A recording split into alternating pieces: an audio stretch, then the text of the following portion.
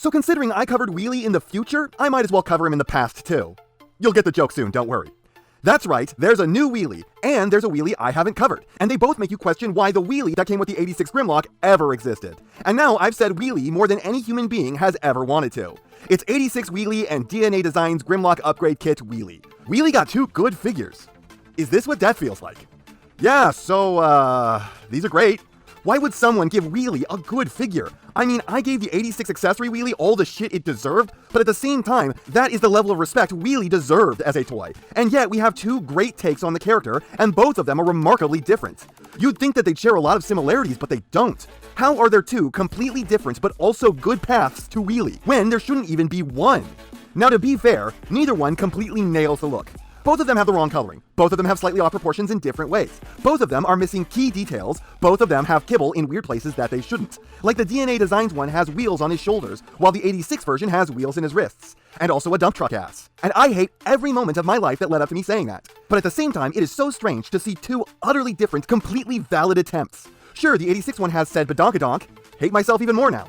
And the arms bracketed way off his body, and the DNA Design one has the wrong chest and the way too long legs, and neither has the correct feet, though the DNA figures are much closer. But for the most part, these are shockingly accurate to the character. The 86 takes the edge for the chest, having the whole thing be colored correctly, and having the auto badge, where the DNA one doesn't unless you strap on some repro labels. But the DNA one takes the edge in the limbs, looking a lot more finished and correct, as well as the fact that it is designed to interact with the Grimlock, so it can replace that POS that came with him. It's also designed to take the accessory Wheelie's head as an alternate face.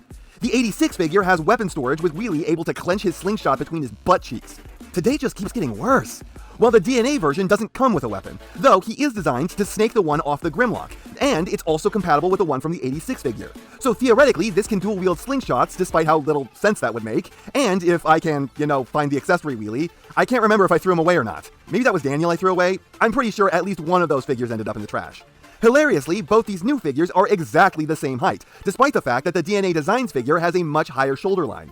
This is due to the 86 figure having this protrusion on top of his head, giving him an extra couple inches and cheating his overall height. Though to be fair, that was the way his head was shaped in the movie.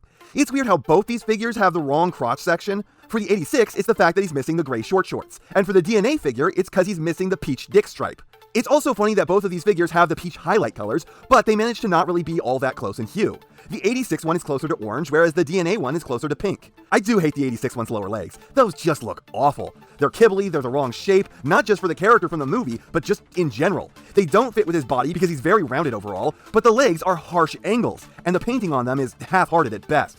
Honestly, if there's a winner of the general proportions, it's the DNA figure, since it doesn't have the weird squared-off armpits too. Though, it's still not fully correct in that detail, and neither has the mirrored kneecaps it's supposed to. I suppose what I'm saying is that both of these are clearly budget approximations of the character's build that weirdly manage to get utterly different details right. I almost wonder if the DNA figure is more based off the comics than it is the movie, going off the colors. Which would have been a weird thing for the company to have done, right? Considering it was supposed to match up with a movie figure.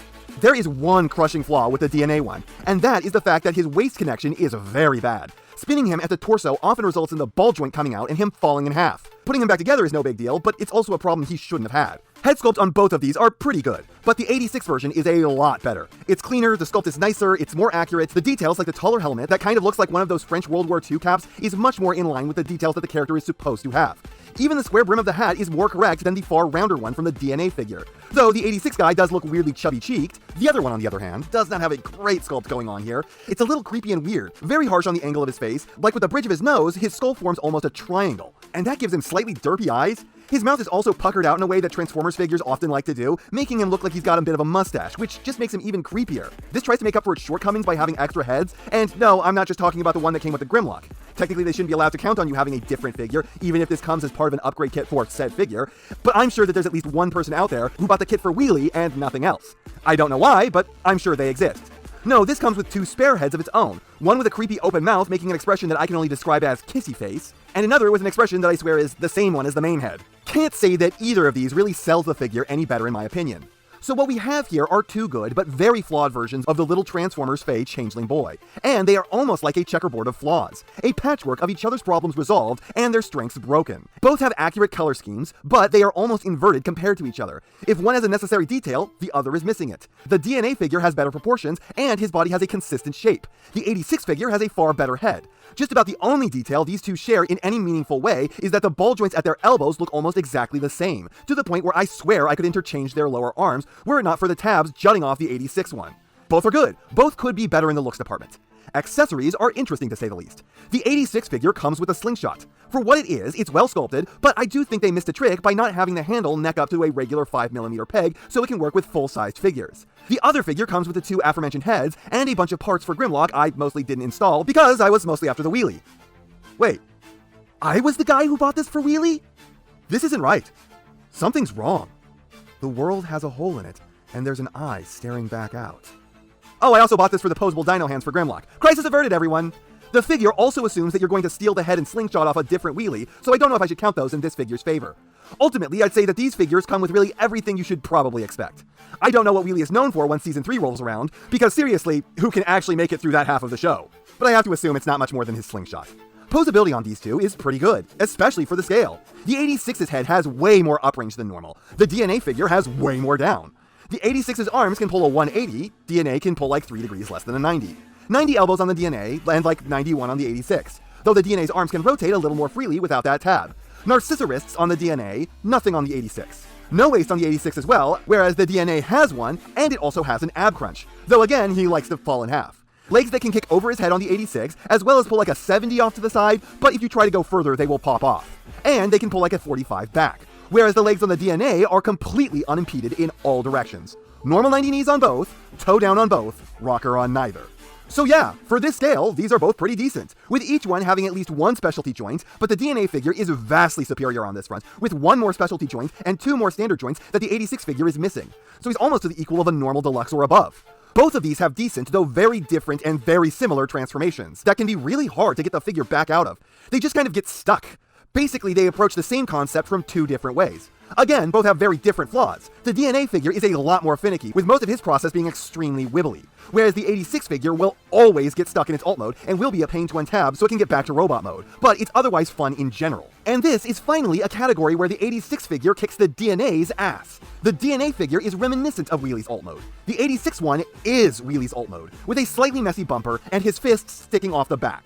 Seriously, this whole thing would be near flawlessly perfect if Hasbro just bothered to have his fists fold away like what happens with the other figure. And bonus, this can roll. And I say that it's a bonus because on the other figure, the tires are just for show. And I don't mean that they're so stiff they might as well not work. They flat out do not work, because they are part of the plastic of the rest of the figure's arms and legs. Each one solid molded piece. I guess they did this to keep costs down, but I feel like separate wheels could have been done without resorting to pins or anything like that. And overall, this is a much kibblier, much gappier, much less refined alt mode. Despite the more complex transformation, this feels a lot more like a figure where the alt mode is an afterthought. They had a non-transforming figure, and they thought, what can we do to make this a transformer? It also doesn't hold together for shit, but it's acceptable. So comparing these to an alt mode, there is no comparison. The Studio Series figure gets the crown of the little buggy mode or whatever the hell this is supposed to be, as that figure isn't just decent, but good.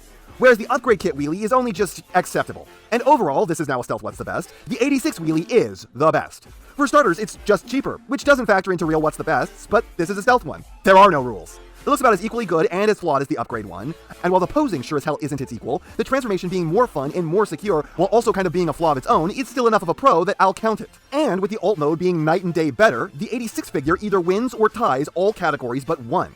The other figure is good though, looks good enough, and if you want a more posable Wheelie, along with the fact that it is designed to integrate with the 86 Grimlock, it might just justify itself to you in a way that the 86 can't. So these are both reasonable choices, and compared with the Wheelie that came with the 86 Grimlock, well, these have knees and elbows and alt modes, and they don't suck like a gut wound, so I think that takes last place by default. Doesn't matter that it's an accessory and not a figure. It deserves no mercy. And that's not half what I have to say, but it's enough what I have to say. And I know, you know, what everyone else tells you to do at the end of these videos. So, if you liked what you saw here, please do that. And if you'd like to take it a step further, then please, share this video with any friend you think may be interested. I hope you all enjoyed listening to me waste your time.